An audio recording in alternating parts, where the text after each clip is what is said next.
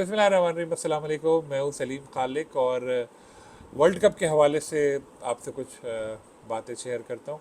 Team की performance बहुत मायूस कन रही, ज़ाहिर है आप सबको भी बड़ा अफसोस है, मुझे भी बहुत अफसोस है। हमें बड़ी उम्मीदें थी कि टीम अच्छा परफॉर्म करेगी, इंडियन पिचेज़ हैं, कंडीशंस मिलती जुलती हैं इंडिया पाकिस्तान की, तो शायद अच्छा परफॉर्म करे, टीम आगे जाए, एटलीस्ट सेमीफाइनल तो खेलेगी। लेकिन सारी उम्मीदें जो थी वो चकनाचूर हो गई। और बॉलिंग पे हमें बड़ा नाज था कि दुनिया की बेहतरीन बॉलिंग है, लेकिन बैट्समैनों को जो रन बनाने चाहिए थे वो हमारे जो बॉलर्स हैं उन्होंने दे दिए। हारिस रऊफ़ ने रिकॉर्ड बना दिया सबसे ज़्यादा रन देने का, 500 से ज़्यादा। शाहीन आफरीदी ज़्यादा रन देने वालों में तीसरे नंबर पर रहे।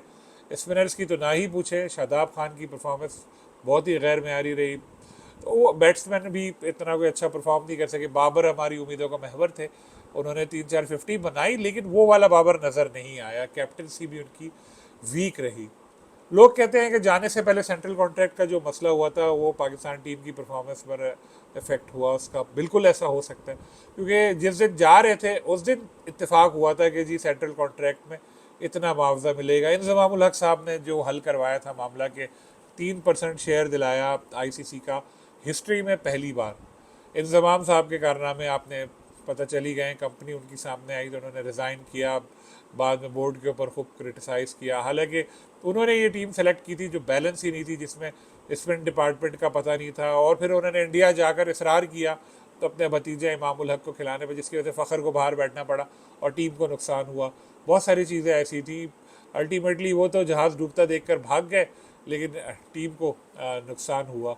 इसके अलावा हमने ये भी देखा कि इससे पहले एशिया कप में भी परफॉर्मेंस अच्छी नहीं थी। तो जब हम जीत रहे थे, छोटी टीमों से मैचेस हो रहे थे, ए टीमें बी टीमें आ रही थी, हम हरा रहे थे, तो सब बहुत खुश थे कि यार नंबर 1 हो गए, प्लेयर्स की रैंकिंग ऐसी हो गई। लेकिन जब उस वक्त कोई सच्ची बात करता तो उसके ऊपर क्रिटिसिज्म आता कि आपने भाई किंग बाबर के ऊपर तनकीद क्यों कर दी, आपने ऐसा क्यों कर दिया। लेकिन अब बातें आ रही हैं आहिस्ता आहिस्ता सामने।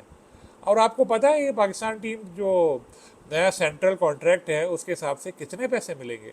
मैं आपको बताता हूँ, ये मैं थोड़ा स्क्रीन पे देखूंगा अपनी, कि जी अब टेस्ट मैच फीस जो हो गई है प्लेयर्स की, वो हो गई है 12,57,795। और एक वनडे का जो उनको मुआवजा मिला वो है 6,44,620। यानी सिर्फ वर्ल्ड कप में 9 में से 4 मैचेस जीतने पर भी हमारे हर खिलाड़ी को जो खेला है 9 मैचेस, तकरीबन 60 लाख रुपए तक तो मिल गए होंगे। बड़ा अमाउंट है ना। मैच फीस की बात कर रहा हूँ मैं, आगे मैं आपको और बताता हूँ। इसके अलावा जो महाना इनकी तनख्वाह है जो सेंट्रल कॉन्ट्रैक्ट की है, जैसे बाबर आजम, मोहम्मद रिजवान और शाहीन शाह अफरीदी कितना कमाते होंगे आपके ख्याल में एक महीने के? जनाब इनको मिल रहे हैं 60,30,000 रुपए जी। 60,30,000 रुपए। उसके बाद जो आप आ जाते हैं बी कैटेगरी में, जो प्लेयर्स हैं सरफराज, फ़खर, हारिस, इमाम, नवाज, नसीम, शादाब, इनको मिल रहे हैं 41,47,500 एक महीने के, साल की बात नहीं कर रहा मैं। अब आ जाते हैं सी कैटेगरी में, इमाद वसीम, अब्दुल्ला शफीक, अबरार और नौमान, इनको मिल रहे हैं जनाब 17,65,000। और डी कैटेगरी के जो हमारे प्लेयर्स हैं बहुत सारे हैं, फ़हीम अशरफ, हसन अली, इफ्तिखार, एहसानुल्लाह, मोहम्मद हारिस, वसीम जूनियर, साइम अयूब, सलमान अली आगा, सऊद शफीक, सऊद शकील, शाहनवाज धानी, शान मसूद, उसामा मीर, जमान खान, अरशद इकबाल, आमिर जमाल, तैयब ताहिर, इन सबको मिलेंगे 11,32,500 रुपये। तो ये देखिए आपने अमाउंट, कितने बड़े बड़े अमाउंट हैं ये तो। इसके अलावा मैच फीस बता चुका हूँ मैं आपको, और जो और भी इजाफी आमदनी होती है कि जी बोनसेस हैं, ये हैं, इंडोर्समेंट हैं, लोगो जो लगाते हैं शर्ट पे स्पॉन्सर का, उसके अलग पैसे। तो पैसे के लिहाज से तो पाकिस्तान टीम बहुत फ़ायदे में रही। क्रिकेटर्स को अपने बात मनवा ली, उनको पता था शायद कि वर्ल्ड कप में शायद परफॉर्मेंस अच्छी नहीं रहेगी, इसलिए पूरा जोर लगाया कि जाने से पहले ही पैसे बढ़वा लें।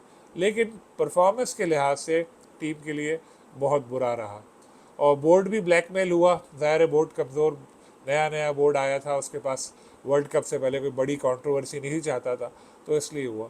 तो प्लेयर्स को पैसे तो मिल गए लेकिन परफॉर्मेंस पे फ़र्क नहीं पड़ा, तो अब उनको चाहिए परफॉर्मेंस भी दिखाएं। जब इतने पैसे मिल रहे हैं आपको तो उसको जस्टिफाई भी करें, और अगला जो इवेंट आए, जैसे ऑस्ट्रेलिया के खिलाफ सीरीज़ है, उसमें अच्छा परफॉर्म करे। अगले साल फिर वर्ल्ड कप भी होना है अमेरिका में और वेस्ट इंडीज़ में, उसमें ज़बरदस्त परफॉर्म करे ताकि फिर इसको जस्टिफाई कर सके। नहीं तो ये पीसीबी अपने हर महीने इतने पैसे क्यों ज़ाया कर रहा है, ये एक सवाल है। तो होपफुली टीम की परफॉर्मेंस में बेहतरी आएगी। इंशाल्लाह आपसे दोबारा मुलाकात होगी। अल्लाह हाफ़िज़।